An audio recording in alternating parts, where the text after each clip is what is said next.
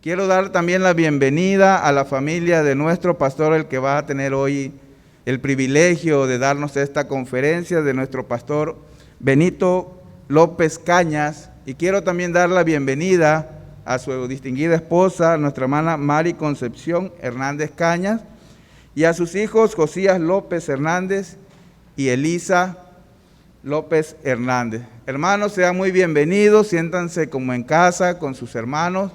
Queremos decirles que estamos dichosos de tenerles aquí. Dios les bendiga, reciban nuestro afecto, nuestro abrazo.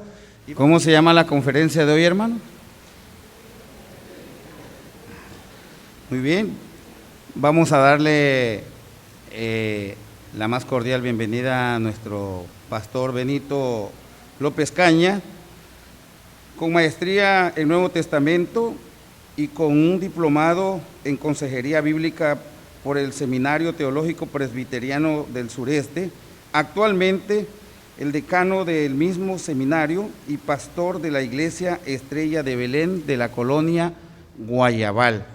Muy bien, pues para mí es un placer estar aquí con ustedes, estimados hermanos de esta iglesia Cristo, la luz del mundo, ¿verdad? Gracias. Y bueno, a mí me invitaron a dar la temática acerca del movimiento feminista, lo cual, bueno, para mí también fue un reto en realidad la preparación de este tema, en razón a que nosotros, pues, los pastores o teólogos, como a veces nos quieren llamar, pues estamos más preparados en el área doctrinal, teológico, pero pocas veces en las áreas o las disciplinas distintas que también, ¿verdad? Hoy en día, en el presente, pues otras áreas son las que afectan mayormente el vivir y el andar de este mundo. Pero sin embargo, me pareció también a bien poder prepararme para ustedes y también para nosotros mismos, para todos, acerca de este movimiento feminista. Voy a invitarlos a que postremos nuestro rostro a Dios y podamos pedirle sabiduría. Padre, te damos gracias por estar aquí reunidos, lo cual te rogamos, Señor, que me uses como un instrumento de tu gracia para impartir, Señor, este tema, y que pueda ser, Señor, a beneficio de tu iglesia, pueda, Señor, mostrar en nosotros también la inquietud, Señor, en hacer y en obrar para tu propia gloria, Padre Celestial. Ayúdanos, Señor, y convence tú nuestro corazón en tu Espíritu Santo y en tu palabra, que ayúdanos a discernir también los tiempos que hoy vivimos. En el nombre de Cristo Jesús. Amén. Amén. El movimiento feminista, por ahí tenemos una diapositiva donde, bueno, acerca de las grandes reuniones en masa que ellas han tenido y que ellos también algunos han tenido, y vamos a ver que ahí portan también por ahí una expresión, ¿no?, de manera escrita, en la cual esa expresión lleva todo un trayecto, lleva todo un camino de pensamiento, pero que se hace de una manera, o se externa de una manera tan sencilla, no compleja, que a veces para nosotros resultaría algo tan torpe, algo que no tiene en realidad un fundamento serio, e inmediatamente viene a nuestra mente algunos pasajes bíblicos acerca de cómo contrarrestar esas ideas, ¿no? Y es lo que solemos hacer en la iglesia, como si fuese un ejercicio bueno, pertinente, pero en pocas veces ha ayudado a crear pues una cuestión o cambiar algún movimiento como esto, ¿no? Bien, algunas de las cuestiones que ellos externan es como nosotros somos dueños de nuestro propio cuerpo. Nosotros hacemos con nuestro cuerpo lo que queremos, ¿no? Y pues inmediatamente, ¿qué podría venir a nuestra mente? Pues nuestro cuerpo, ¿a quién le pertenece? Pues es de Dios, ¿verdad?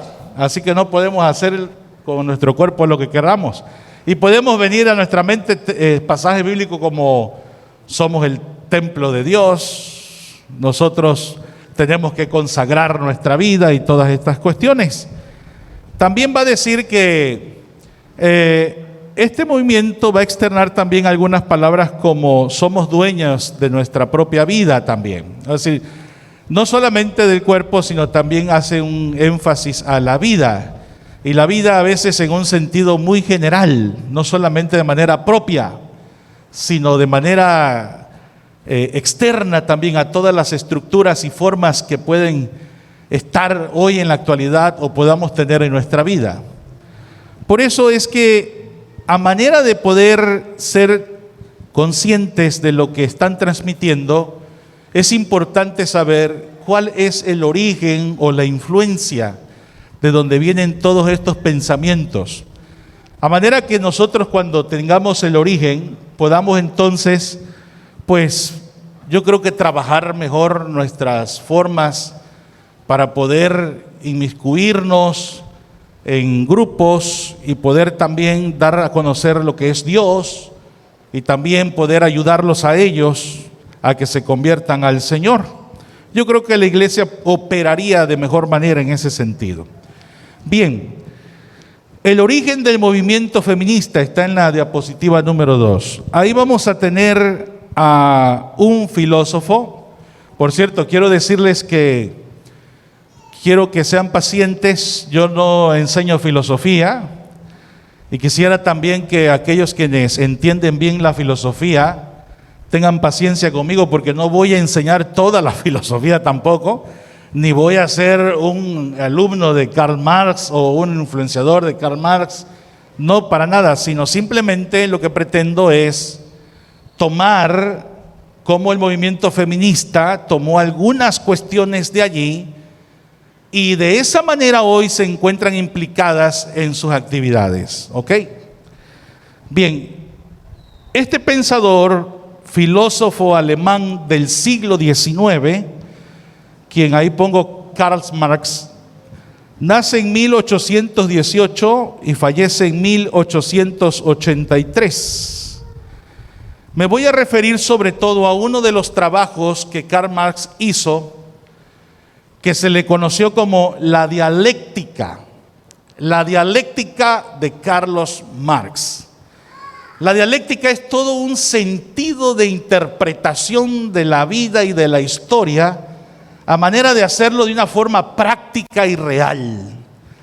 Así fue Karl Marx. Por ello, en la tesis 11, que se le conoce como la tesis 11 de Feuerbach, dice lo siguiente. Él, haciendo una evaluación, fíjense, hasta ahora, dice, los filósofos se han encargado de interpretar el mundo. Y eso es cierto, ese era el trabajo arduo de ellos.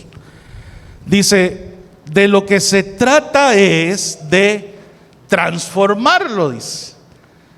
Es decir, nace ahora una preocupación en este filósofo de no solamente interpretar la vida, de poder observar y plasmar en líneas todo ese pensamiento de lo que puede ver y de lo que puede él de alguna manera entender, sino que ahora está diciendo que con ese pensamiento tiene que encarnar, no puede quedar en letras, pues, no puede quedar solo en pensamiento, sino que ahora dice que tiene que tener la manera viva de transformar nuestro presente. ¿Ok? Así que desde allí él es un parteaguas de aquellas cosas que van a venir, que esta filosofía o este pensamiento ahora incurra y pueda latir en el corazón de las estructuras o incluso de una estructura nueva. ¿Ok? Esta es la filosofía conocida como la filosofía de la praxis, de la práctica. La unión del pensamiento y la materia. Ahora, la materia aquí, ¿a qué le está llamando materia Carlos Marx? Bueno, y fíjense que esto es interesante, Karl Marx va a decir que la materia es la historia en sí. Es todo lo que ha ocupado al ser humano en su historia, vaya. toda la historia, todo lo que ha vivido. Así que Carlos Marx, en el momento que él estaba viviendo, pues toma una mirada a su pasado. ¿Y qué va a encontrar allí?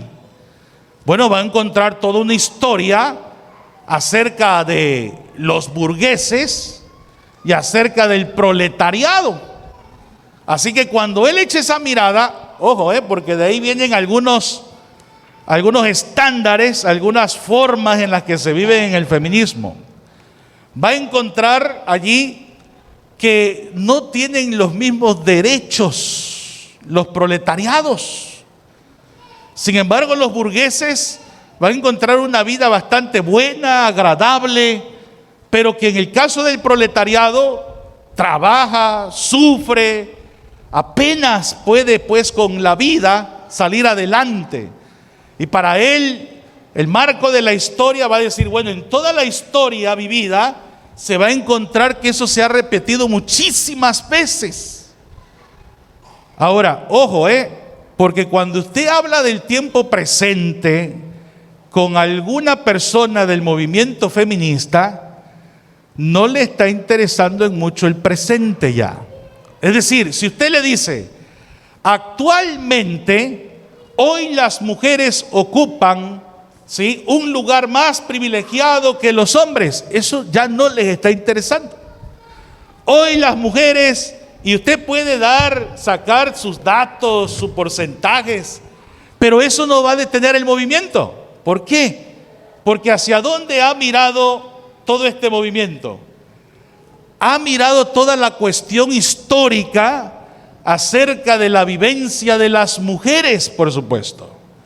Así que desde allí ellos están viendo que es necesario tener un aspecto nuevo en la vida, ¿sí? Así que Karl Marx, en la materia, lo cual es muy importante para él, dice, la materia es la historia, es la historia. Tenemos que ver la historia. Si usted no ve la historia, entonces no puede pensar en sí en mucho.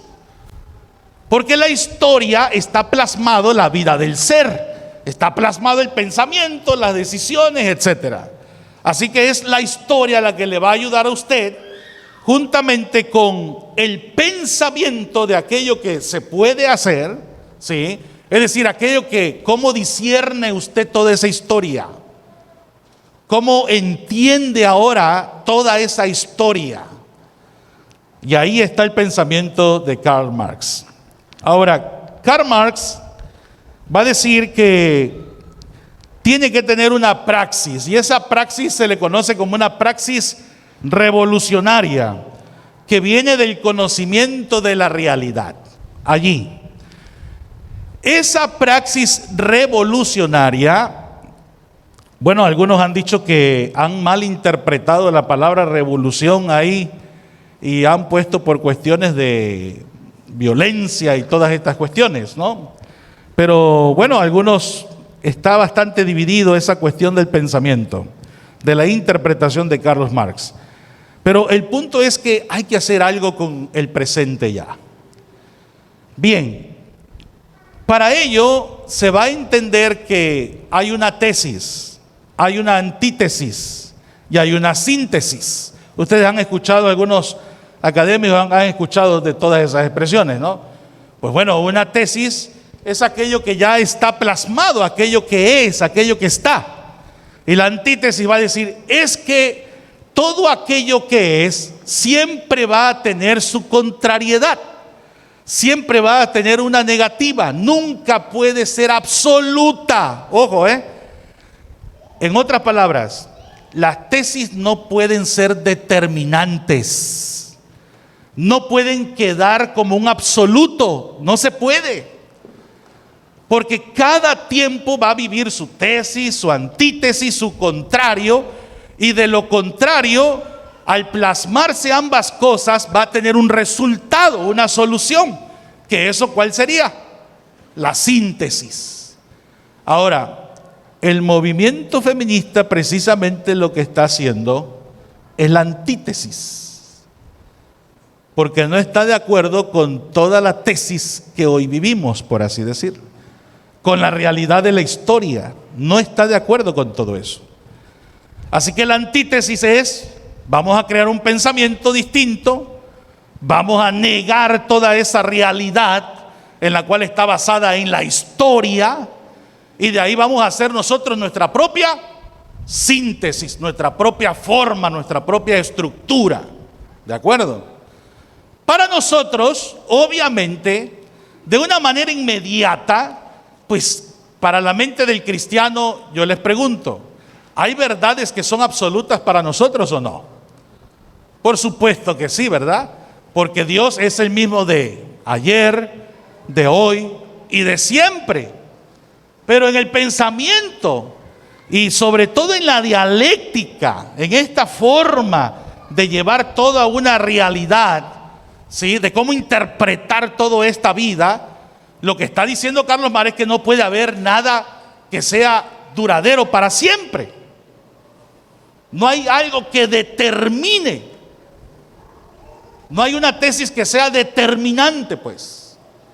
Nosotros vemos que hay verdades que son, poniéndolo en el lenguaje así, hay verdades que son determinantes, que no cambian, pues. A pesar del sufrimiento que se pueda llevar para llegar a obtenerlo. Bueno, ahora, ustedes pensarán, entonces las feministas están con Carlos Marx o llevaron todo el estudio de Karl Marx. No, claro que no. Simplemente ha venido la influencia de ella. Han operado de esa manera, instruyéndolas, aunque no son tampoco discípulas de Karl Marx. Y como dicen también otros, entonces Karl Marx era feminista, tampoco, por supuesto. Ese es un pensamiento general que a final de cuentas cobró en un círculo de operación de personas, de los cuales hoy conocemos como el movimiento feminista. Así que ni uno es lo otro, ni lo otro es uno, ¿ok? Pero sin embargo es una influencia y podemos notar que por ahí está partiendo el origen. Incluso en algunas entrevistas que tuve que ver en razón a esta conferencia, ellas mismas, aquellas líderes, van a mostrar que sí, su pensamiento proviene de alguna manera bajo la influencia de estos grandes pensadores y filósofos, como uno de ellos es Karl Marx. ¿Ok? Bien, vámonos con el segundo personaje en el cual también contribuyó mucho para la ola o el movimiento de lo que hoy se vive.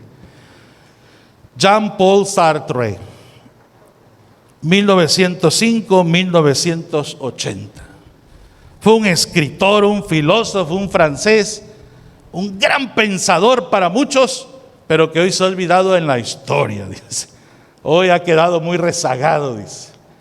Jean-Paul Sartre no era un hombre, era un hombre chaparrito, dicen que era feíto, estaba visco. Sí, así estaba. Ahí lo van a conocer en las fotos y así va a salir. O sea, es la crítica que también se hace ahí. Dice, pero tenía un pensamiento tremendo, dice, ¿no? Era terrible el hombrecito. Jean-Paul Sartre, aquí vamos a alinearnos hacia una manera del pensamiento, cómo esta influye en el movimiento. Esta influye en el sentido acerca del ser, el ser en sí y el ser para sí. Bueno, ¿qué es esas cosas que son esas palabras, el ser en sí? Bueno, el ser en sí para Sartre significa aquello que es, aquello que en realidad es. Algunos intérpretes van a decir una casa, un templo, eso es lo que es, dice. El ser en sí es aquello que es, gracias, es aquello que es la materia. Me ayuda, hermana, por favor. Aquello que es la materia, aquello que tú logras ver, aquello que está. Dice, eso es el ser en sí, dice Jean-Paul. Ahora, gracias. El ser en sí no va a deslindarse tampoco de la historia. Miren cómo entretejen todas estas cosas, ¿no? No se olvida de la historia. Porque el ser en sí tiene una historia que lo ha llevado a ser, dice. ¿Ok? Así que también de alguna manera está contando la historia. Ese es el ser en sí. Pero el ser en sí no me dice lo que es ser en realidad. ¿Ok? El ser no es lo que soy, sino es lo que no soy. Palabras confusas, ¿verdad? Esas. Dice, ¿cómo está eso? Bueno, voy a tratar de explicar en la primera parte. Cuando dice, el ser no es lo que es. Porque cuando habla de lo que es su historia, es lo que es en la realidad. Y te está diciendo que tú no eres en realidad simplemente lo que eres, sino eres lo que vas a ser. Y ese es el ser para sí, dice. Así que la gente cuando ve, es que yo ya soy así, o es que yo soy hombre, o yo soy mujer. No, tú no eres eso. Tú eres lo que quieres ser, lo que quieres proyectar ser, dice. Y ahí está también la idea de Jean-Paul Sartre. Cómo ésta se encarna en el pensamiento de lo que hoy es el movimiento feminista. Aunque no es el más conocido como el que tiene mayor influencia en este movimiento. Todavía no llegamos a eso. Vamos a llegar a una tercera persona que es una mujer y es la que tiene ya mayormente una influencia. Porque esta interpretación es de todo el ser, no es de la mujer o del hombre, es de todo el ser. Al igual que Carlos Marx, es de todo el ser. Así que Karl Marx va a decir, el ser para sí es lo más importante del ser. ¿Por qué? El ser para sí es lo que ve a futuro. Es la conciencia que evalúa su manera presente y puede decir, esto no es así. El ser para sí, entonces, está la conciencia y está la proyección del hombre, lo que quiere ser, dice. Y todo hombre que no ejecuta bien su conciencia para un para sí, dice, entonces se ha quedado rezagado. Simplemente ahí quedó. No tiene proyección, no vive, vaya, puede estar muerto. De aquí Jean-Paul Sartre va a decir que incluso nosotros hemos aprendido a vivir en el ser en sí. ¿Por qué? Porque hemos tenido a veces tantas cuestiones como que le va a llamar ignominias. ¿Qué son las ignominias? Son como aquellas cuestiones que son sufrimientos que no debemos tener, pero que nos hemos acostumbrado a verlas tanto en la vida que nos pareciera como si fuera común. Así que dice, la conciencia es la que tiene que despertar esa ignominia, esa manera en la que estamos viviendo y estamos aceptando todo como si, es que así es que no hay otra forma. Entonces imagínense lo que está diciendo Jean-Paul Sartre, ¿no? O sea, inconfórmate con las estructuras que tienes, pues, no pueden ser en sí. Ahora tú tienes que fijarte en lo que es para sí. Ojo, de todo esto que estoy diciendo es lo que opinan los filósofos. No es Benito, no es el pastor. Yo simplemente estoy comentando ciertos contenidos de influencia de algunos filósofos. Digo esto porque no vaya a ser que después vayan a decir, Benito dijo esto. Esto es lo que piensan los filósofos, ¿de acuerdo? Y comentarios. Yo tuve que leer muchos comentarios de filósofos porque no pude echarme toda la teoría de todos ellos, ¿no? Es bastante profunda. Bueno, de allí que Sartre va a decir, el hombre es nada, dice. Y es bueno que el hombre sea nada, dice. ¿Por qué? Porque el hombre, acuérdense, el ser en sí y el ser para sí. El ser para sí es aquella que proyecta la vida del hombre, ¿ya?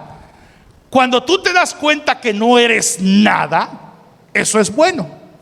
¿Por qué? Porque te has dado cuenta que tu pasado, tu historia no va a determinar lo que tú eres. ¿Ya? Pongan la Biblia, ustedes si quieren interpretarlo, pongan a Dios, está en la historia, pongan ustedes Génesis allí. Eso no tiene que interpretar lo que tú eres hoy. Y eso lo va a interpretar una mujer más adelante. Así que tú puedes decir, yo, mi pasado y todo no me dice lo que soy. Yo soy nada. A partir de ahora, siendo nada, puedo proyectarme entonces con mi conciencia aplicada a una realidad, una inconformidad. ¿Ya? Así que el hombre es nada, dice. La conciencia debe de ser arrojada para el sí. De allí que se concibe con esto. Ahí va. Lo cual fue también una expresión que utilizó Karl Marx. La libertad, hermanos. El hombre que vive enclaustrado en la historia y con las estructuras históricas, ese hombre, ¿sí? Ese hombre no tiene libertad, es esclavo. Karl Marx aludió algo a eso, tratando de cambiar un sistema de gobierno a otro, ¿se acuerdan? Y de ahí surge el comunismo, el socialismo, porque no te puedes quedar con aquella historia. Tuvo que tener una síntesis, una nueva, una estructura nueva, ¿sí? Así que para Sartre va a decir que la existencia, y aquí es donde se le atribuye acerca del existencialismo, la existencia es no lo que es, sino lo que tú quieres ser. Así que si tú quieres ser hombre, mujer, lo que tú quieras ser, ya por ahí en la conferencia anterior de Huáscar, ya vieron ahí, ¿verdad? Hasta dijo él LGBTTT y otras cuantas más, dice, puedan salir en esta semana, dice. Entonces, es cierto, ¿por qué? Porque la gente siempre va a querer ser algo distinto y distinto y distinto, y eso es proyección, y para ellos eso es la existencia, porque están pensando, quieren ser algo totalmente distinto a lo que nosotros creemos, ¿verdad? Así que dice, conquista tu ser eligiendo, tú eliges, o sea, está en ti, vean, está en ti. No está en el pasado, no está en alguien más, no está en nadie más, no está en la familia. Y se dice que aquí también era una crítica para los reyes, ¿no? Por ejemplo, el hijo del rey, ¿qué era? Pues la historia lo hacía príncipe, y luego la historia lo hacía un rey, ¿cierto? ¿Por qué? Porque venía del linaje. Entonces dice, no tiene que ser así. Así que nosotros no somos porque es la historia, no es así. Somos lo que queremos ser, lo que proyectamos ser, lo que es para sí, dice. Bueno, la elección es libertad. El que no elige, entonces queda esclavo, enclaustrado, ¿sí? Queda en esa manera de la vida ahí enredado, ¿no? Entonces elige, dice, elige, tú eres el que eliges. Pero para elegir, bueno, van a haber cuestiones en las que la libertad la va a tener así como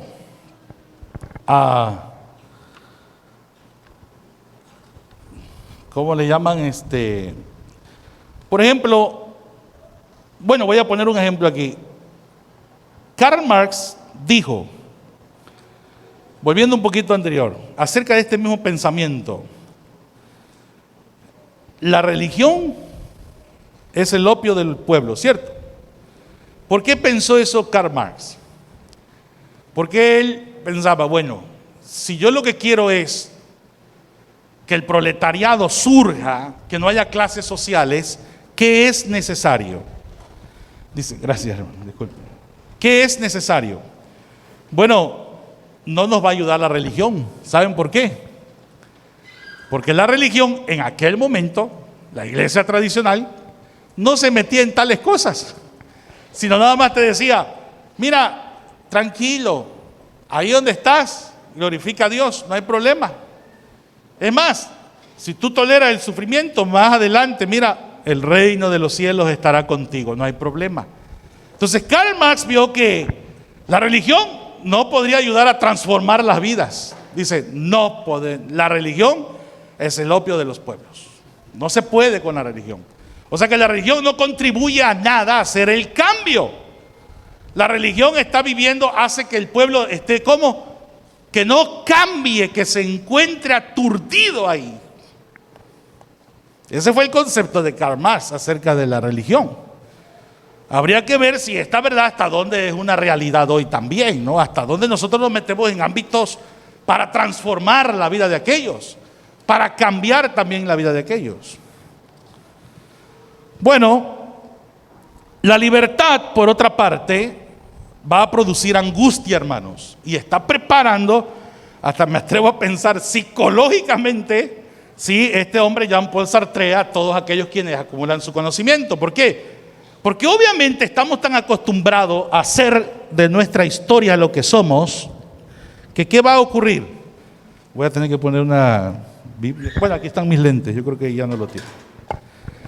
Estamos tan acostumbrados a ser de acuerdo a lo que nos han dictado ser, o de acuerdo a aquello que es nuestra historia, que cuando vienen estas transformaciones, ¿qué creen que va a ocurrir primero? Una angustia. ¿Estará siendo bien? Van a encontrar violencia en contra de tu pensamiento. Vean cómo se preparan, vean cómo se preparan. Entonces todo esto está implicado con el querer ser, con la proyección del nuevo ser. Y tienes que ser un hombre que lo soporte, que lo aguante, tal como así aguantó Jean-Paul Sartre también. No crean que era bienvenido en todos los lugares, ¿sí? O Karl Marx, por ejemplo, ¿no? No era tan... O sea, tuvieron también sus complicaciones. Muy bien, vámonos entonces con...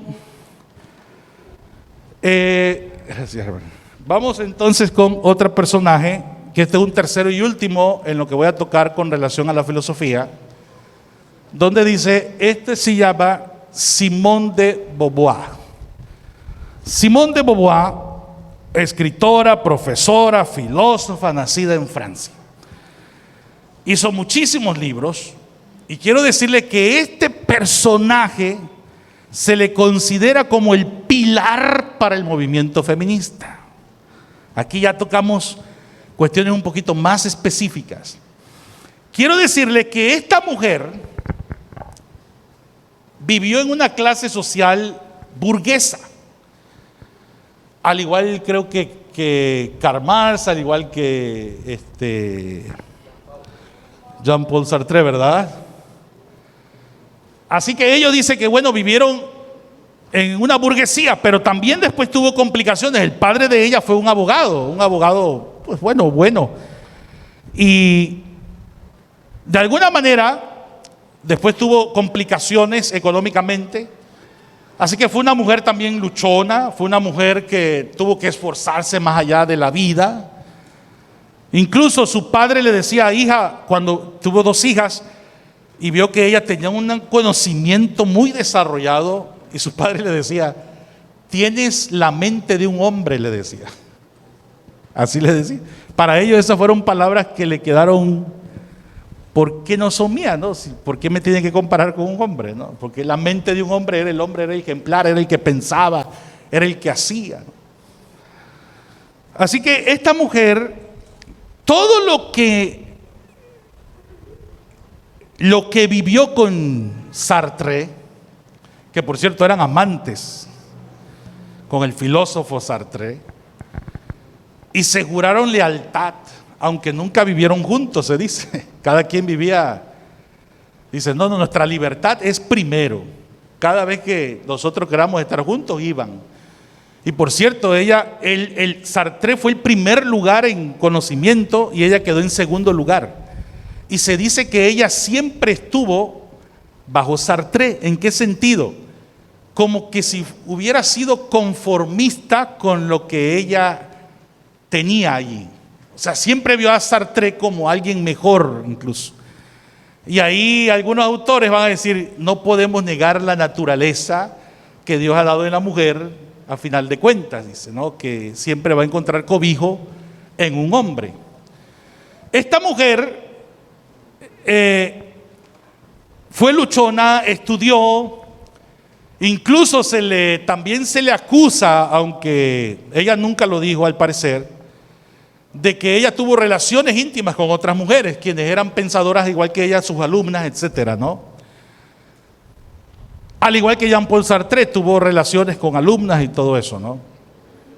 Así que llevaban una vida inmoralmente sexual. Esta mujer no se casó. Incluso se dice que Sartre le propuso matrimonio a ella y ella dijo no, porque es mejor nuestra libertad. ¿Sí? ¿Por qué consideraba ella que era mejor la libertad? Ojo, ya estoy abriendo aquí el panorama del matrimonio, si no se han dado cuenta. O sea, la libertad es mejor que el matrimonio, porque ella tenía un pensamiento acerca de la libertad. Así que ella había entendido perfectamente todo lo que tenía que ver con Paul Sartre, pero también con Carlos Marx. Y miren, ella toma toda esa teoría, toda esa filosofía, y la pone exclusivamente en el lugar de la mujer. En el lugar de la mujer. Por eso se vuelve un pilar para este movimiento feminista. Un libro titulado, uno de los muchos libros, pero uno en especial, se considera la Biblia del movimiento feminista. Así se considera. Es la Biblia del movimiento feminista y se titula El segundo sexo. Así se titula el libro de ella, de Simone de Beauvoir. Ella va a decir, por ejemplo, algunas verdades, porque no podemos dar a entender todo esto, ¿no? La lactancia, el embarazo, no permite que la mujer se desarrolle para sí. ¿Por qué? Porque el embarazo, ¿cuánto tiempo son de embarazo? 9 meses. Esos 9 meses la mujer se encuentra inhábil. Esos 9 meses la mujer vive esclavizada a la condición de aquel ser que lleva dentro. Es decir, no puede ser como ella quiere ser, porque lleva esclavizado en su ser.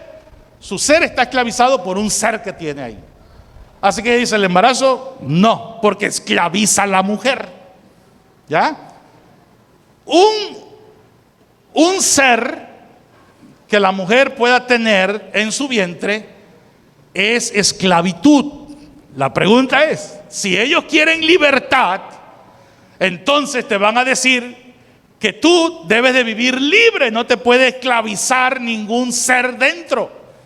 Así que ¿por qué creen que aprueban el aborto? Porque el aborto es una de sus soluciones para no vivir esclavizados. Y de ahí podemos entender que para ellos un ser humano no tiene nada que ver con la relación que Dios habla de nosotros con un ser humano, sino más bien va a decir, te está esclavizando, no hay libertad para ti, a menos que tú quieras, ojo, que tú aceptes y decidas tener un hijo, a menos que. Así que queda, cuando dicen ellos, nosotros somos dueños de nuestro cuerpo, ¿qué está diciendo? ¿Dónde queda la decisión? La decisión queda en ellas. No está en otros parámetros, queda en ellas. Si para ellas significa tener un ser es estar cuarteada la libertad o vivir en esclavitud, entonces aborta, no hay ningún problema. Así que todo tiene que ver con la libertad, la conciencia, la estructura nueva. Bueno, el embarazo no permite que la mujer se desarrolle para sí. La lactancia es también otra forma bastante complicada, dice. Eso de la lactancia, la leche materna, todo eso, la manera en que te observen, no, todo eso es un problema, es una esclavitud. Y no tienen por qué estarla viviendo, si no quieres. Así que ella va a decir, no se nace mujer, llega uno a serlo, dice. Ahí está. No se nace mujer. ¿Qué paradigma está rompiendo? Lo que había dicho Karl Marx, lo que habían dicho el otro filósofo. Entonces está rompiendo con toda la historia. Las mujeres, ella misma va a decir, las mujeres tienen un sexo, pero no un género. Usted nace con un sexo, pero el sexo no define y no determina, y ahí está, Karl Marx presente, no determina que usted sea mujer. Usted tiene que decidir libremente, la conciencia, ahí está la antítesis, ¿ya? Y todo eso ahí está plasmado en el movimiento feminista. Por eso esta mujer es una de las pilares. Todo lo que ven ahí, todo el pensamiento viene atribuido por parte de ella. ¿Por qué? Todo tiene que ver con la libertad, todo tiene que ver con la conciencia, todo tiene que ver con una nueva estructura. Y dice, la mujer es un producto cultural, dice.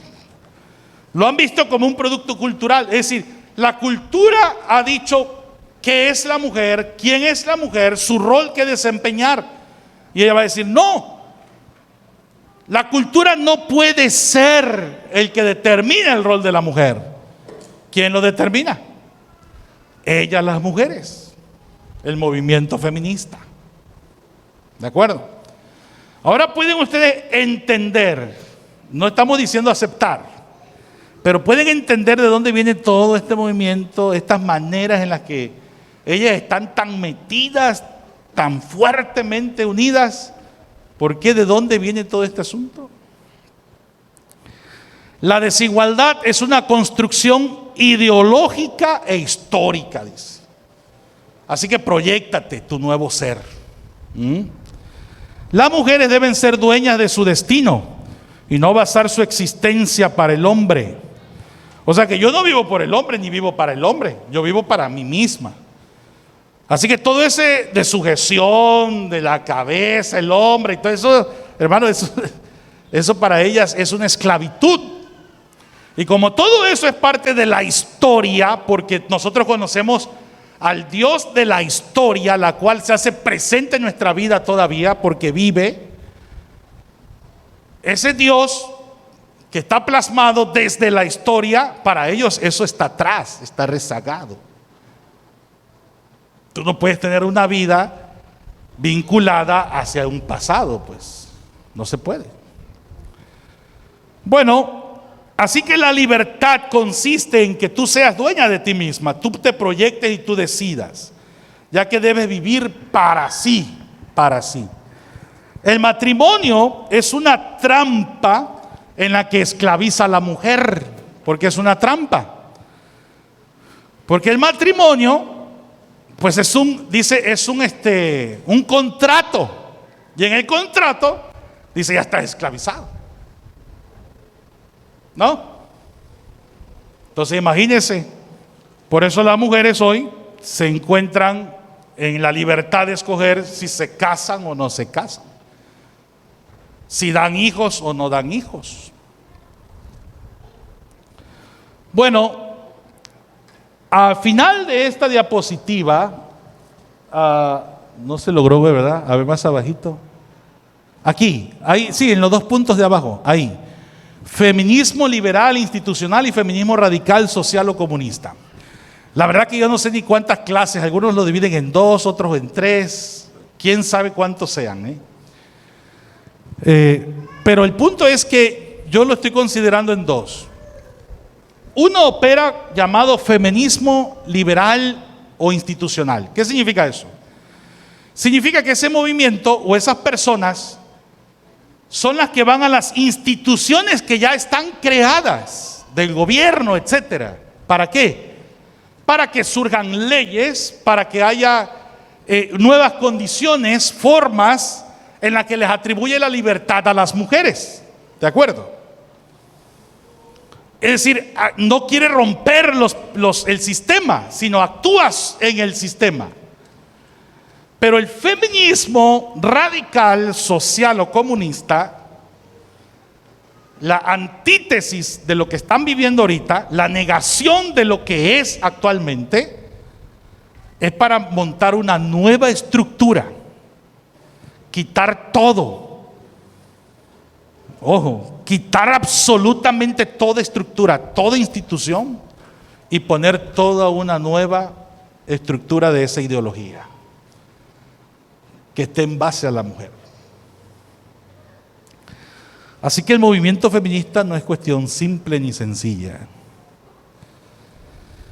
Vamos con la otra diapositiva. Bueno, ahí ven ustedes el mundo, ¿no? El mundo, cuando la Biblia habla del mundo, no solamente habla en cuestiones de un lenguaje que tiene que ver con los elementos como la tierra, el aire, el agua, fuego, todas estas cuestiones que por Dios existen, ¿no? Sino que cuando dice el mundo, también tiene que ver con las estructuras. Tiene que ver con toda aquella cultura, tiene que ver con todo aquello que está realizado. Las instituciones, las formas, todo aquello que ya tiene una figura, ¿de acuerdo? Cuando la Escritura habla de mundo, también implica todo esto. Nosotros tenemos una manera de mirar el mundo. Aquí nosotros vamos a encontrar que Beauvoir tenía una manera de ver el mundo, ¿verdad? Y su manera de ver el mundo era porque había una influencia de parte de Sartre y de Karl Marx. Pero en el caso nuestro, ¿cuál es nuestra manera de ver el mundo, la estructura y todas las cosas? Nosotros tenemos algo que se le llama cosmovisión reformada o cosmovisión bíblica, en donde tenemos que aprender a ver que todo el sentido bíblico consta de creación, caída y restauración. Claro, algunos van a poner otros conceptos y tampoco esto afecta, vaya. Sí, Adolfo de la Sierra, si no me equivoco, va a decir creación, caída, restauración y comunión con el Espíritu, algo así. Filósofo cristiano. Pero lo que va es que, a final de cuentas, dice, nosotros tenemos que apreciar que la Escritura va a hablar desde la creación y va a ver cómo se estructura desde la creación. Y hay estructuras de parte de la creación, es decir, como algo que viene de parte de Dios y que aún no está implicado el pecado. Y nos va a entender que cuando dice que debemos cultivar la tierra, no solamente se refiere al sentido agrónomo o agricultural, sino se refiere a un sentido de poner una cultura, establecer una cultura, una forma viable en la cual esté el pensamiento de Dios allí. ¿Y cuáles son? ¿Qué es lo que da nuestra cultura? Instituciones, deportes, teatro, arte, todo eso es cultura. Pero ¿sabe qué ha pasado en realidad? ¿A dónde está la iglesia allí? Si cuando algún hermano está desempeñando una función pública, lo inmediato que decimos es, ahí está la corrupción. Es que sí es cierto, sé que cuando usted va para allá, ahí está la corrupción. Pero la presencia del hermano va a hacer que la corrupción no ocurra como suele ocurrir, y que va a haber un tope ahí por lo menos para que no ocurra abiertamente todo. ¿Por qué? Porque hay una luz allí, hay alguien evitando allí.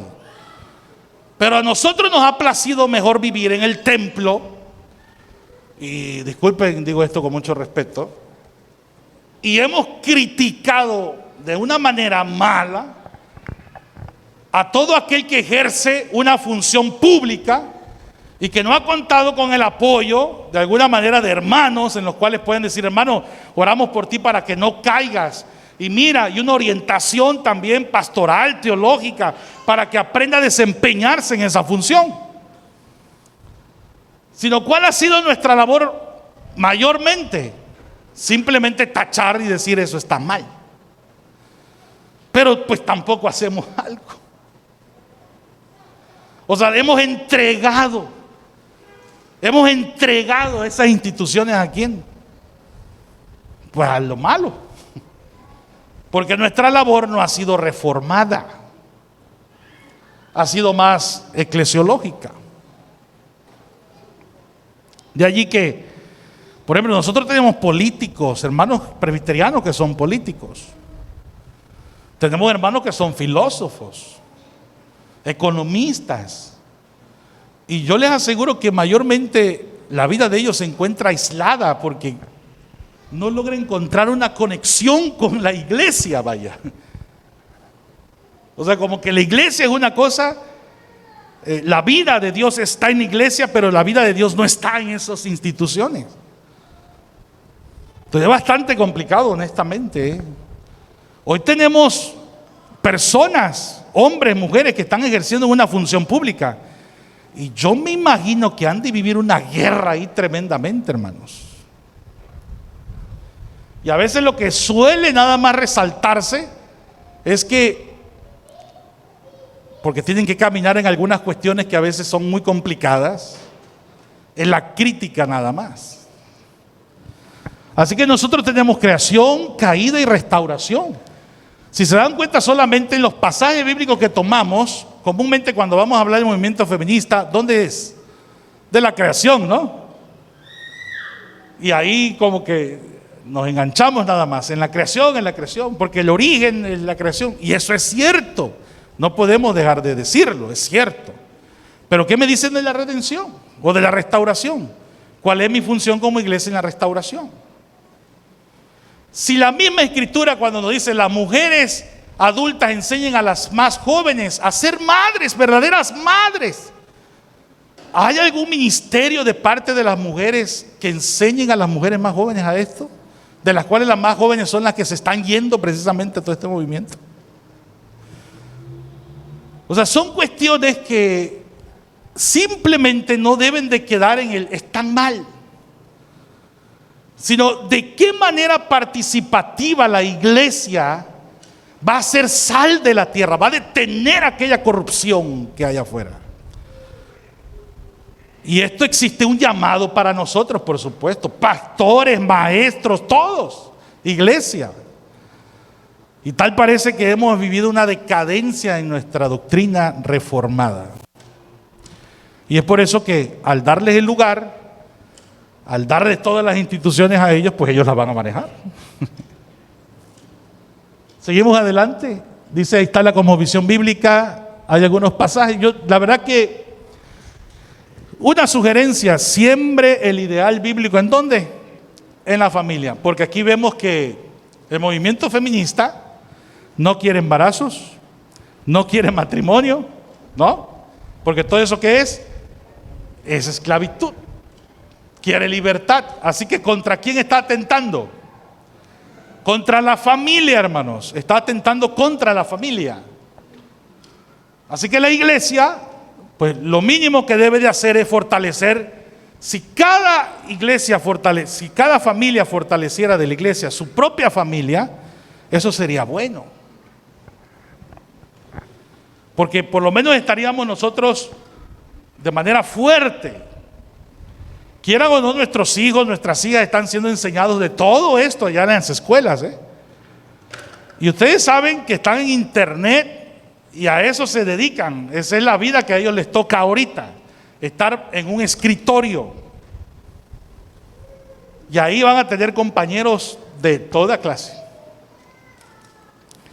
Así que este tipo de lenguaje obedece a todo el cambio de una estructura. Bueno, el segundo es santificación y no solamente consagración. Lo que nosotros vemos por consagración tiene que ver con aquello que está apartado del mundo. Y nosotros decimos que la iglesia está consagrada. Pero santificación se refiere a todo aquello que deja a Dios allí en aquellas cosas, instituciones y lugares donde no está presente el Señor. Santificado sea tu nombre. Así en la tierra, así como en el cielo. Entonces, santificar es una cuestión distinta. Santificar significa la labor de la iglesia para entorpecer a través de la luz de la Biblia el camino de aquellos que quieren errar. Y tenemos una gran labor. En la conferencia pasada, el cual escuché del doctor Huáscar, él mencionó que por ahí, incluso como nosotros no sabemos operar todavía muy bien este asunto, él mencionó que hay un grupo, ¿sí?, que manejan mucho mejor todas estas cuestiones. Sería conveniente buscarlo, a ese grupo, para orientarnos a nosotros los que todavía estamos verdes en estas cuestiones. Y bueno, está la otra parte, la tercera, que es renovación progresiva, no a la revolución. La renovación progresiva tiene que ver con el aspecto de la manera en que Dios va encaminando a través, obviamente, de sus fieles, de su iglesia, ¿sí?, va encaminando su palabra, haciendo cambios y transformaciones, pero esto es de manera progresiva. No es tanto la revolución, porque la revolución implica 3 pasos: tesis, antítesis y síntesis. Revolución es todo lo que hay, tesis, hay que encontrarle una negativa, una antítesis. Pero esa antítesis debe de ser como violenta, masiva, para que te escuchen. Esa es la antítesis. Y la síntesis, nuevas estructuras, nuevas formas. Nosotros no somos así. ¿Cómo entra la palabra en las instituciones? Con tu ejemplo, con oración, con orientando, haciendo una labor bastante gigantesca, porque te encuentras a veces en un operativo donde todos son de una diferente manera de pensar, y tu labor ahí es precisamente en oración y pidiéndole al Señor sabiduría que te ayuda a convencer de los principios bíblicos a todas aquellas personas. Así que imagínense, si hoy los que dictan leyes no hay ninguno que tenga un principio bíblico, ¿a dónde nos esperamos? ¿A dónde vamos? Pero mientras que haya personas que, aunque no todos son cristianos, pero tienen principios bíblicos porque su mamá fue cristiana, porque su tía les enseñaba, o porque tuvieron una moral, ahí los tienen todavía como yo no estoy de acuerdo. Esa es la labor.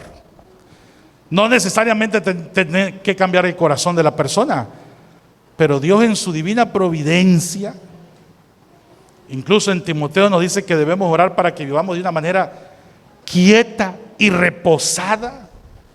¿Hasta dónde estamos haciendo eso? Tenemos que ser conscientes que la iglesia nos hace falta esa labor de ser sal de la tierra y luz del mundo. Bueno, tenemos un momentito vamos a hacer 5 preguntas para 5 hermanos. Buenos días a todos, hermanos. Dios nos bendiga. Damos gracias a Dios porque tiene a los pastores que les da sabiduría e inteligencia para poder discernir estos temas que actualmente son parte de nuestra vida diaria, en la cual el pueblo debe estar preparado para poder convivir con estas situaciones en nuestra vida. Y solamente, no es una pregunta, solamente reforzar una parte de su conferencia sobre lo que es el impacto social que debe tener nuestra iglesia, que muchas veces en la Constitución lo leemos, que debemos ser luz y sal en la tierra, pero desafortunadamente a veces no se aplica. Entonces sí sería conveniente de que una recomendación para los presbiterios, los consistorios, de llevar esta propuesta de que la presencia de la Iglesia Nacional Presbiteriana tenga mayor impacto en la sociedad, porque como bien usted lo dice la palabra de Dios, debemos ser luz, debemos ser sal, ¿sí? Y también siempre mantener nuestras oraciones por aquellos hermanos que ocupan cargos públicos, que como bien dice usted, son ahora sí que el testimonio el cual van a dar a conocer a muchos de que hay gente temerosa de Dios y que las cosas pueden cambiar en nuestro mundo siempre y cuando actuemos con ese temor, sobre todo de servir, ¿sí? Muchas gracias y Dios nos siga bendiciendo. Gracias, hermano. Mi pregunta es si se le considera algo malo el movimiento feminista, de cómo realmente se debe combatir, porque sabemos que el feminismo ciertamente es buscar esa, bueno, no sé la verdad, pero es como que buscar el empoderamiento de la mujer, ¿no? Así se le conoce. Pero también hay otra parte donde es que se busca también la justicia por los homicidios que se lleva. Entonces, ¿cómo debemos actuar nosotros o cualquier persona de la sociedad para combatir eso? Y eso. Sí, claro. Gracias por la pregunta. Bueno, miren, hermanos, yo creo que ¿cómo debemos mirar a este movimiento feminista? Una respuesta donde no está Dios presente. Sin embargo, hay una inquietud que puede ser justificada. La inquietud, o sea, la manera de decir tanta violencia, tantas cuestiones de la manera en que el hombre también ejerce un dominio sobre la mujer, no la respeta, no la valora, no la dignifica. Yo creo que eso a nosotros nos deja escuela también. Es decir, ¿cómo nosotros podemos hacer? Bueno, que en los matrimonios verdaderamente el hombre dignifique a la mujer conforme está en la Escritura. Porque ciertamente en la iglesia incluso las mujeres pueden vivir una violencia, pero a veces por no llevarlo hasta una cuestión donde esté implicada el consistorio, el pastor, donde nadie lo sepa, ese temor nos lleva a nosotros a callar, ¿no? O a las mujeres a callar. Entonces yo creo que allí tenemos que comenzar con eso. O sea, si nosotros, los que tenemos la escritura, lo que sabemos, lo que hemos llevado conferencias, talleres, matrimonios, bueno, tantas cosas, si ya las tenemos bien sabidas en la Biblia, creo que de ahí empieza nuestra labor. Empezando a amar como Dios quiere que amemos a las esposas empezando a respetar también al marido como quiere que se respete. Es decir, obrar, porque yo creo honestamente que si lo hacemos de una manera bíblica y si la sociedad actuara bíblicamente, no hubiera casos para movimientos como tales, porque la Biblia no jamás va a reducir la dignidad de nadie, ni el respeto de nadie, pues. Desde el momento en que somos imagen del Señor, incluso nosotros, para ellos, aún con un movimiento así, de nosotros van a tener un respeto, ¿sí? O sea, no van a tener una agresión, pues, ni vamos a corresponder en un acto de violencia, tampoco, sino va a haber palabras sazonadas con mansedumbre, porque ¿dónde está la verdad? La verdad está en el Evangelio, y si el Evangelio no los puede cambiar, ¿lo va a hacer cambiar un acto de violencia? Claro que no. Entonces, para mí, yo creo que empezaríamos con eso, ¿no? Dignificando, obrando. Ahora, la justicia, te digo, estamos en un país donde verdaderamente hay una corrupción tremenda, ¿no? Y eso no lo vamos a negar. Lamentablemente, no solamente es para las mujeres, sino también para los hombres, para los niños, etcétera, violaciones de niños. O sea, es tremendo lo que vivimos. Entonces, ¿cuál debe de ser de nosotros? Dios puso una organización que obrara con justicia, ¿no? Y para eso es el gobierno. Nosotros tenemos en el ámbito jurídico aquellos quienes verdaderamente deben hacer esa lealtad de atribuir justicia. Pero ¿qué ocurre? Cuando no hay un temor de Dios, o sea, está la ausencia de Dios, uno hace e incurre en la justicia como quiere. Y claro que todo eso fue dando pauta a que ellos pudieran decir basta, ¿no? Basta. Pero la manera en que quieren hacerlo y la manifestación es la que no es viable. Ahora, ¿a qué le determino todo esto honestamente? A la ausencia de Dios en las instituciones. Porque si Dios estuviera presente en las instituciones, habría temor de Dios. Y a eso reivindico otra vez, vuelvo a enfatizar. Nuestra presencia en los lugares, en instituciones es muy importante para que se pueda lograr algo mejor. ¿Sí? Buenos días, hermanos. Bueno, yo tengo una duda aquí. Yo de un principio, cuando pues empezó todo este movimiento, incluso hasta estuve de acuerdo con las denuncias que tenía este movimiento.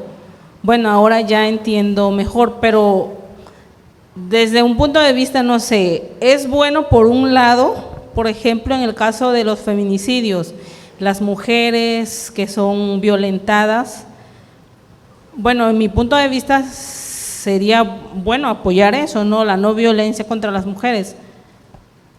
Pero también en este caso, ya con todo lo que usted explicó, o sea, en sí entonces la raíz del movimiento feminista, bueno, obvio, no es bíblica, pero, o sea, ¿cómo explicar? Para a veces, como dicen las muchachas, la juventud, como que está un poco, digamos, como disfrazado, ¿no? Que es como la violencia nada más lo que ellas quieren, pero no, sino es toda esta cuestión que ya vimos. Correcto. Yo creo que usted se ha dado respuesta, ¿no? Pero voy a tratar de recalcar esa parte. Cuando van a haber elementos que uno dice, esto es cierto, esto es bueno, ¿no? O sea, ¿quién no va a estar en contra de la violencia? Digo, más la iglesia que conoce de la paz, del amor y todo eso, ¿no? Entonces nosotros no vamos a estar a favor de la violencia. o de las muertes, de los asesinatos, etcétera, ¿no? Pero apoyar un sistema, una organización allí, significa apoyar todo. ¿Ya? Entonces, ¿qué hay que hacer? Bueno, hay que conducirnos de nuestra manera, la vía pertinente. Les repito, cuando Dios habla de mundo, significa que hay instituciones. La iglesia debe de manifestar también su inconformismo y no tendría ningún inconveniente en hacerlo. Entonces hay formas escritas, verbales, no sé, entrevistas, en las cuales puede surgir la voz de la iglesia inconformándose con toda esta violencia, pero no necesariamente perteneciendo a un grupo como tal, porque en apoyo a eso sabemos lo que estamos originando, ¿no? Así es. Entonces, bendiciones para todos, hermanitos.